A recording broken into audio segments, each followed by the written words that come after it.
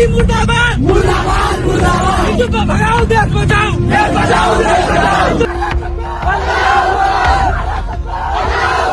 নেপালের ধনুষার সাকুয়াই মসজিদে ভারত প্রভাবিত হিন্দুত্ববাদীরা হামলা চালিয়ে পবিত্র কুরআন পুরানোর ঘটনার প্রতিবাদে বিক্ষোভে উত্তাল এখন নেপাল।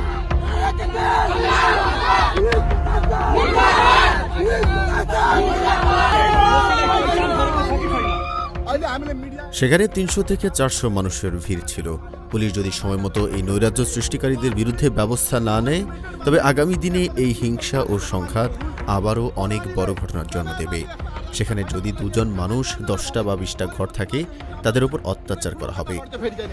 মসজিদে গিয়ে ভাঙচুর করা, কোরআন শরীফের মতো পবিত্র গ্রন্থ বা কিতাব জ্বালিয়ে দেওয়ার যে কাজ করা হয়েছে, এটা অত্যন্ত নিন্দনীয়।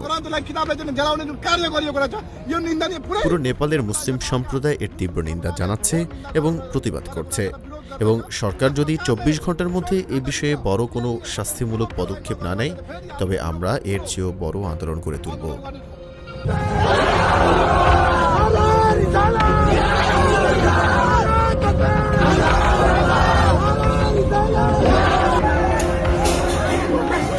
ধনুষা জেলার কমলা পৌরসভার ৯ নম্বর ওয়ার্ডের সাকুয়া মান্ডা গ্রামে অবস্থিত একটি মসজিদে সম্প্রতি হামলা চালানো হয়েছে এবং পবিত্র কুরআন পুরানোর খবর প্রকাশ্যে আসার পর স্থানীয় মুসলিম সম্প্রদায়ের মধ্যে তীব্র ক্ষোভ সৃষ্টি হয়েছে।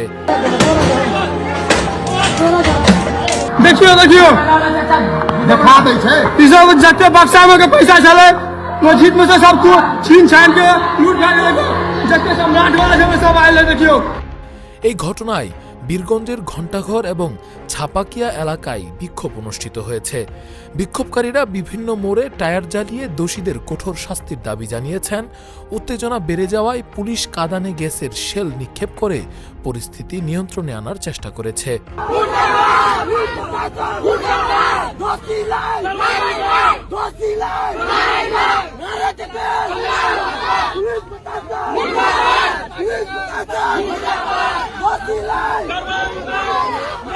স্থানীয় মুসলিম সম্প্রদায়ের নেতারা জানিয়েছেন, এমন সহিংসতা গ্রহণযোগ্য নয় এবং সামাজিক শান্তি বজায় রাখা অত্যন্ত জরুরি।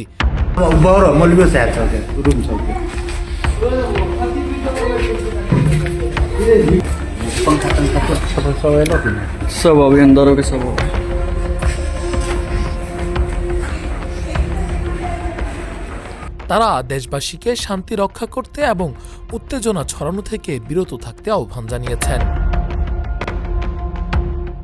রাকিবুল ইসলাম রইস, ফেস দ্য পিপল।